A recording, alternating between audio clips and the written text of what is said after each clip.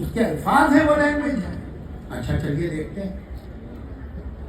मैं कहूँगा देखो जो ये टेंट बहुत ह्यूज है। मैंने मैंने 5 का इस्तेमाल किया, ह्यूज टेंट ये है बहुत 5। तो फिर थोड़ा थोड़ा और इसमें इम्पोर्टेंट जो है ह्यूज और टेंट है, पूरा एकदम भर के होती ये और है तो समझे। तो ये बताओ क्या मैं अंग्रेजी बोल रहा हूँ? जो खास लफ्ज है इस जुमले में वो तो अंग्रेजी के है, मगर मैं अंग्रेजी नहीं बोल रहा, मैं हिंदुस्तानी में अंग्रेजी के जो लफ्ज इस्तेमाल कर रहा हूं। तो फिर लैंग्वेज क्या है? जबान है, उसका सिंटेक्स, उसका ग्रामर और कुछ नहीं। तो ग्रामर जो है उर्दू की क्या है? वही जो हिंदी की। हिंदी की क्या है? वही जो उर्दू की। सिर्फ दुनिया में 2 ऐसी जबानें ही नहीं है उर्दू हिंदी जैसी जिनकी ग्रामर बिल्कुल एक। अच्छा फिर मैं कहूँ तुम कैसे हो? मैं अच्छा हूँ। तुम कहाँ जा रही हो? भूख लग रही है, पानी पियोगे? मुझे तो घर जाना है। ये क्या है? उर्दू है, हिंदी है। वो आदमी जिसे लिखना पढ़ना नहीं आता, और टचवुड आजकल भी बहुत लोग हैं जिन्हें लिखना पढ़ना नहीं आता है, तो वो अगर ये बोल रहा है तो ये क्या बोल रहा है? ये उर्दू बोल रहा है कि हिंदी बोल रहा है? मुझे तो उर्दू के बारे में एक बड़ी दिलचस्प बात मैंने नोट की है रिसेंटली, कि जब तक आपकी समझ में आ रही है तब तक आप समझते हैं ये हिंदी है, जब समझ में आना बंद होती तब ये उर्दू।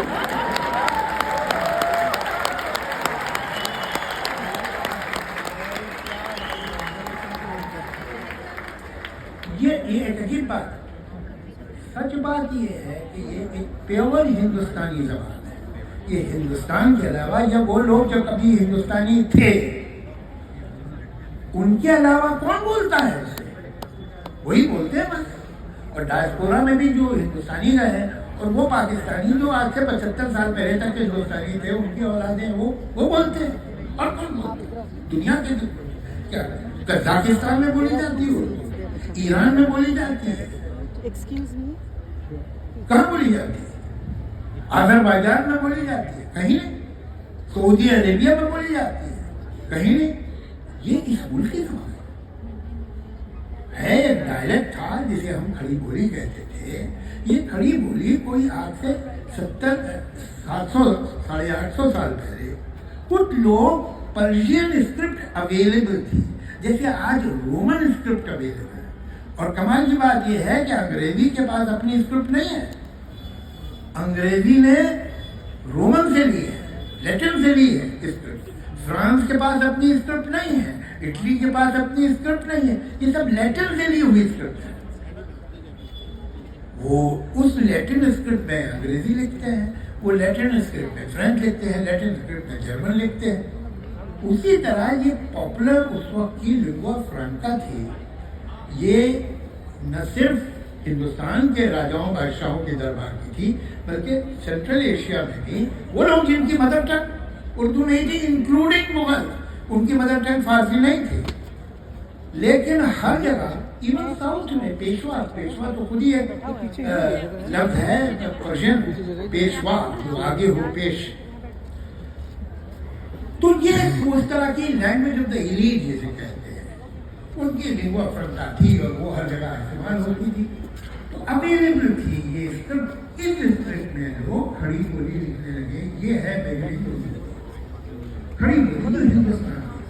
इसी खड़ी बोली को जब देवनागरी में लिखा गया कई 100 साल बाद, तो वो हिंदी कह रहे हैं। उर्दू का तो पहला नाम हिंद भी है। तो ये सोचना कि कोई इम्पोर्टेड क्वालिटी है, ऐसा बिल्कुल नहीं है। ये यही थी जमीन की। और यही वजह है कि अगर इसे पेट्रोनेज बहुत जगह नहीं भी मिली और बरसों तक नहीं मिली, तब भी ये जबान मरी नहीं, इसलिए कि ये आम इंसान की जबान थी। इसकी पॉपुलैरिटी है जो हमारा हिंदुस्तानी सिनेमा है, हिंदी सिनेमा, आप उसमें देखिए, उसके गाने देखिए, उसके डायलॉग देखिए, उसमें देखिए। ये नहीं है कि वो प्योर तो कुछ, प्योर से मैं नेहात खिलाफ हूँ जहाँ तक लैंग्वेज का ताल्लुक है। प्योर लैंग्वेज तो वो लोग इस्तेमाल करते हैं जिन्हें इस बात से कुछ दिलचस्पी नहीं कि दूसरा समझ रहा है या नहीं समझ रहा।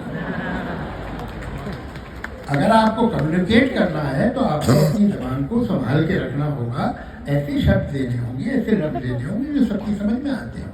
और हमारे पास तो उर्दू के पास तो एक जुड़वा बहन है हिंदी, उसका पूरा फायदा उठाओ, और हिंदी का फर्ज है कि उर्दू का पूरा फायदा उठाए, तो दोनों की वोकेबलरी बहुत बड़ी हो जाती है, दोनों की शब्दावली बहुत बड़ी हो जाती है। तो आप देखेंगे कि यहाँ पर जो है, अगर गाना ले लो आज भी, हालांकि आजकल गाना लेना बहुत मुश्किल काम है, लेकिन फिर भी हिम्मत करके तो उसमें आप देखेंगे कि उर्दू कैसे इस्तेमाल होती है। आप जो कमर्शियल चैनल हैं उनकी जबान को देखो, उनमें कैसे उर्दू इस्तेमाल होती है, उनके सीरियल्स में, उनके OTT परफॉर्मेंस में, ब्ला ब्ला।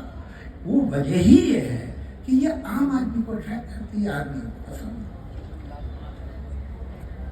तो ये जबान, और इस जबान के बारे में कुछ ऐसा ख्याल हो गया, ये गजल गाने वालों ने बड़ी बर्बादी की है। वो सब शराब चीज ही ऐसी है ना छोड़ी जाए, ये मेरे यार की जैसी है ना छोड़ी जाए, इस तरह की गजलें गाएं तो कम से कम यार का फर्ज बनता है कि गजल वाले को छोड़ दे।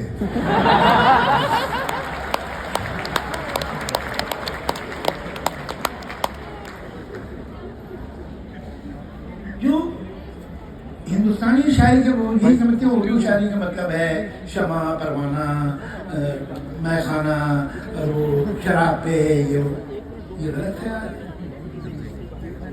दो बातें, एक तो क्या है कि गजल का फॉर्म ऐसा है कि उसमें 2 लाइन में आपको पूरी बात कहनी पड़ती है।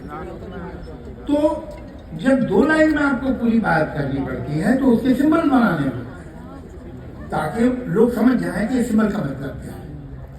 कमाल ये है, और इस बात पे मुझे बहुत घमंड है, मेरी तो मातृ जबान उर्दू है, और मैं बहुत इस बात को गुरूर करता हूँ कि दुनिया में जितनी जबानें हैं वो आमतौर से शुरू हुई हैं, बड़ी बड़ी जबानें, वो ग्रीक हो, लैटिन हो, इंग्लिश हो, हिंदुस्तान की जितनी जबानें, वो शुरू होती हैं, शुरू में वो रिलीजियस पोएट्री से, हिम्न से,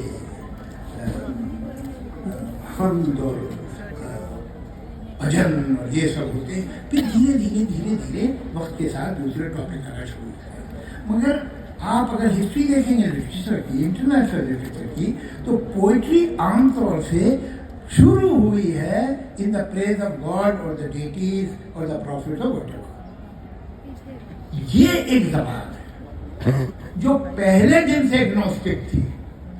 ये एक जबान है जो पहले दिन से मुल्ला का और शेख का मजाक उड़ा रही थी।